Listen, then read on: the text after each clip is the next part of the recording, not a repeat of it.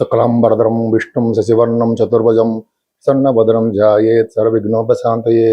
ఓం గం గణపతయే నమః. ఓం శ్రీమాత్రే నమః. ఓం శ్రీ గురుభ్యో నమః. ఓం శ్రీ మహాసరస్వత్యై నమో నమః. మా ఆది ఆశ్రమం చూస్తున్నట్టు మీ అందరికీ పేరు పేరున నా హృదయపూర్వక నమస్కారాలు. ఇప్పుడు మనం 1 ఆగస్ట్ నుండి 31 ఆగస్టు అంటే 2026 మన సంవత్సరంలో ఉన్నాం కాబట్టి నెల్లాళ్ళు ఈ 1 మంత్ కూడా 12 రాసుల వారికి ఎలా ఉండబోతుందో తెలుసుకుందాం. దానికంటే ముందర ప్లానెటరీ పొజిషన్ గురించి ఒక్క నిమిషం చెప్పుకుందామండి. వృషభ రాశిలో కుజుడు, అలాగే మిథున రాశిలో కుజుడు.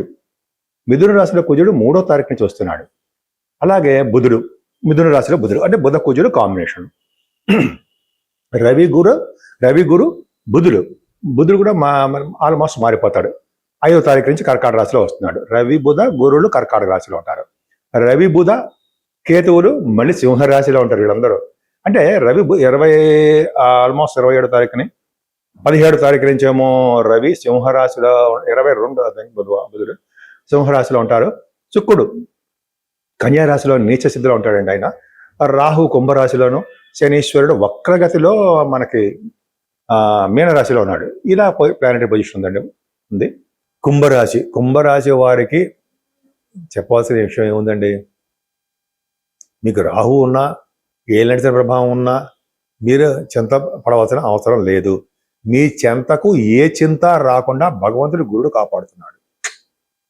రాసి బాగుంది. సరే, ఆ పక్క పెడతారంటే కుంభరాశి వారికి శని వలన విదేశ పర్యటన ఉంటుంది. విదేశ పర్యటన శని వలన ఉంటుంది. ఎందుకంటే 12th హౌస్ లార్డ్గా ద్వితీయ భావన ఉన్నాడంటే ఖచ్చితంగా విదేశాలు వెళ్ళడం ఖాయమే. పైగా ధనం బాగా ఖర్చు పెడుతుంటారు. ఉన్నతమైనటువంటి ఉద్యోగం కోసము, అంటే ఉద్యోగ ప్రయత్నాల కోసము, విద్య కోసం, ఉద్యోగం కోసమే చెప్పచ్చండి. ఉద్యోగ రీత్యా విదేశాలు వెళ్ళడానికి అవకాశాలు మీకు ఎక్కువ ఉన్నాయి. పైగా కంఫర్టబుల్నెస్. 4th హౌస్ లార్డ్ నీచ స్థితిలో ఉండి శనిచ చూడబడుతుంటాయి. అంటే మీ అమ్మగారికి ఆరోగ్య పరిస్థితి చాలా కష్టంగా ఉంటుంది. జాగ్రత్తగా ఉండండి. మీ అమ్మగారిని కంటికి రెప్పలా కాపాడుతూ ఉండండి. అంటే ఏజ్డ్ పర్సన్స్ అని చెప్పేది. మామూలుగా ఉన్న వారికైతే మదర్ గారికి ఆరోగ్య పరిస్థితి జాగ్రత్త చూసుకోండి అని చెప్తూ ఉంటా. చదువు విషయంలో కూడా ఆటంకాలు ఏర్పడుతూ ఉంటాయి. మీ కంఫర్టబుల్నెస్ అంటే సుఖస్థానం కూడా తక్కువగా ఉంటుంది. విద్యలో కూడా రాణించలేకపోవచ్చు. పైగా వాహన భాగ్యం ఇప్పుడు ప్రస్తుతానికి అయితే లేదు. కొద్దిగా జాగ్రత్తగా ఉండండి. అమ్మగారి ఆరోగ్య పరిస్థితి జాగ్రత్త. ఆ శుక్రుడు నీచులోంచి బయటకు వచ్చేంత వరకు, అంటే తులారాశిలో వచ్చేంత వరకు మదర్ జాగ్రత్తగా ఉండాలి. నేను చెప్పేది 70 ఏళ్ళు 80 ఏళ్ళు ఉంటారు, 90 ఏళ్ళు వాళ్ళకి చెప్తున్నానండి. మదర్స్ జాగ్రత్తగా ఉండండి. పంచమ స్థానంలో కుజబుధులు అది కాంబినేషన్ బాగుందండి. పంచమ స్థానం బాగున్నారంటే మీ సంతానం విషయంలో బాగుంటారు. మీకు విద్య బాగా వస్తుంది. డాక్టర్స్ విద్య, ఇంజనీర్సు, ఆడిటర్సు, పైగా జ్యోతిష పండితులు, మీరు బ్రహ్మాండంగా కుజబుధులు కాంబినేషనే కదండి మీకు వచ్చేది. బ్రహ్మాండంగా ఉన్నారు. పైగా పంచమ స్థానంలో మిథున రాశిలో కుజుడు ఆర్ద్ర నక్షత్రంలో ఉన్నాడంటే వాడికి ఖచ్చితంగా ఫారిన్ కంట్రీస్ అవకాశాలు ఎక్కువ ఉంటాయి. ఓ పక్కన శనీశ్వరుడు ఇస్తున్నాడు, ఓ పక్కనేమో కుజుడు ఇస్తాడు, ఇంకా ఉన్నాడు రవి కూడా ఇస్తాడు మీకు. సరే, మీకు చెప్పండి, 6వ భావంలో రవి బుధ గురులు ఉన్నారండి. 6వ భావంలో గురుడు అంటే యోగిస్తాడా? ఖచ్చితంగా మంచి చేస్తాడండి. అంటే రవి బుధ గురులు ఉన్నారంటే, రవి గురులు కాంబినేషన్ చెప్పుకుందాం. రవి గురులు కాంబినేషన్ అంటే 6వ భావం ఉన్నారంటే వాళ్ళు కోర్టు సంబంధించిన లా రిలేటెడ్ సంబంధించిన విషయాల్లో ఎక్కువగా మీకు ఫేవరబుల్గా వచ్చేది చేసేస్తారు. అంటే డౌట్ లేదు. రవి కూడా ఉన్నాడు కదా, ఫేవరబుల్ రిజల్ట్స్ వచ్చి తీరుతాయి. బుధ గురులు కాంబినేషన్ 6వ భావంలో ఉన్నారంటే, 6వ భావంలో ఉన్నారంటే ఖచ్చితంగా మీకు యోగవంతంగానే ఉంటుంది. అంటే రుణ భయాలు కానీ రోగ భయాలు కానీ లేకుండా సంపూర్ణ ఆరోగ్యవంతులుగా సేవకా జనం కలిగి ఖచ్చితంగా మంచి అద్భుతంగా ఉండడానికి అవకాశం ఉంది. ఇక్కడ ఓ విషయం మర్చిపోకూడదు.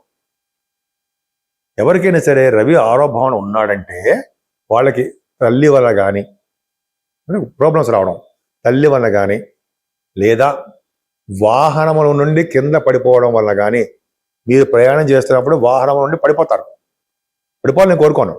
అలాగే కొమ్ములున్న పశువులు పడవడం వల్ల కానీ లేదా దొంగల వలన కానీ, అంటే ప్రయాణంలో దొంగల వలన కానీ మీకు బాధ కలుగుతుంది అని శాస్త్రం చెప్తోంది.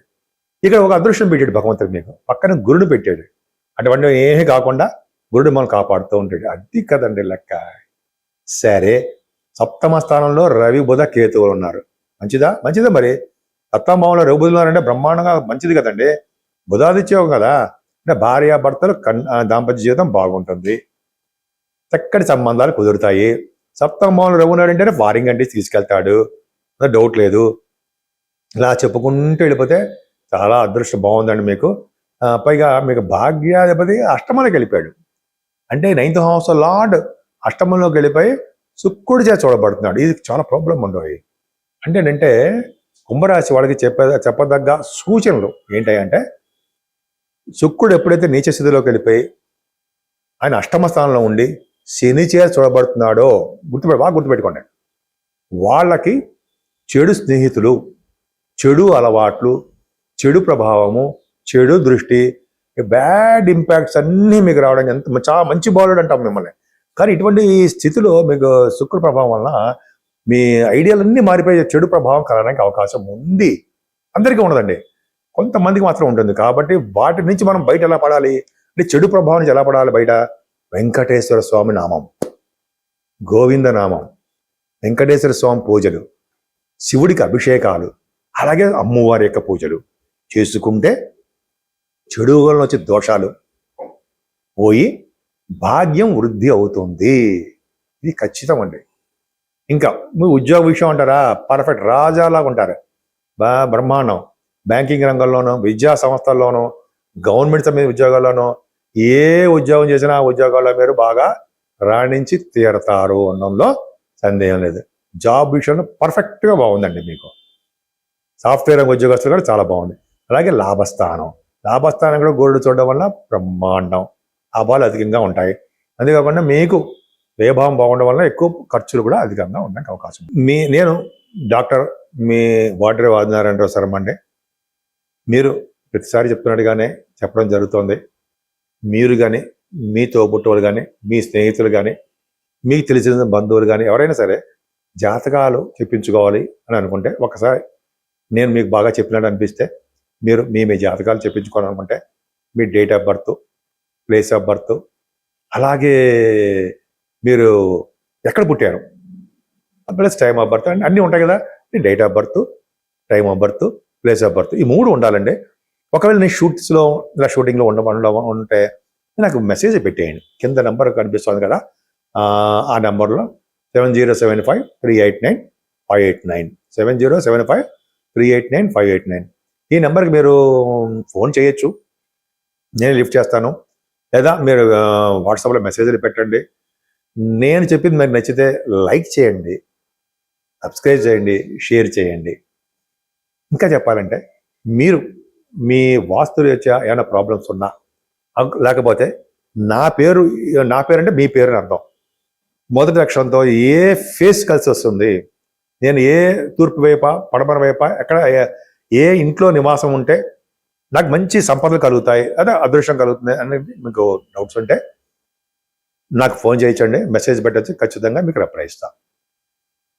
సరే, ఇప్పుడు మనం 12 రాసుల వారికి ఆగస్టు నెలలో మనం చెప్పుకున్నామండి ఎలా ఉంటుంది అనేది. మరి కొద్దో గొప్ప మనం పరిహారాలు చెప్పుకోవాలి కదా. ఈ పరిహారాల్లో ఫస్ట్ పరిహారం సంకటహర గణపతి, వినాయకుడు. ఈ నెలలో 2 సార్లు వస్తున్నాయండి సంకటహర గణపతి. మనం పూజ చేయడం చాలా పవర్ఫుల్. అంటే పౌర్ణమి వెళ్ళినటువంటి చవితి పూట మనం వినాయకుడిని పూజించడమే. ఆయన పూజించడం వల్ల సర్వ కార్యాలు, సకల పనులు, ఐశ్వర్యము, అష్టైశ్వర్యాలు, అలాగే మన కోరిక కార్యసిద్ధి అన్నీ ఆ గణపతి చూసుకుంటాడు. మనకి ఎటువంటి ప్రాబ్లం లేకుండా ఈ నెలల మొత్తం కూడా గణపతి ఆరాధనతో సరిపోతుంది. అత్యంత ఇష్టమైనది అమ్మవారికి వరలక్ష్మి వ్రతం. ఈ ఆగస్టు నెలలో శ్రావణ మాసంలో అమ్మవారికి మనం చేస్తాం. మంగళగౌరి అమ్మవారికి చేస్తూ ఉంటాం. అలాగే శ్రావణ శుక్రవారం పాటు మనం మీరు ఆడవాళ్ళు చేస్తూ ఉంటారు. సో అమ్మవారిని, లక్ష్మీ అమ్మవారిని పూజించాలని మనం అంటే అందరూ కూడా మనం ఈ నెల మొత్తం కూడా లక్ష్మీ ప్రసన్నత కావాలంటే అమ్మవారి యొక్క పూజలు కలువ పువ్వులతోటి, మల్లె పువ్వులతోటి, ఎర్రని పుష్పాలతోటి, అమ్మవారిని పూజించాలి. అలాగే అమ్మవారికి మనం పౌర్ణమి కానీ అమావాస్య పూట కానీ మీకు ఇప్పుడు వీరుంటప్పుడు హోమం చేయించుకోవాలండి.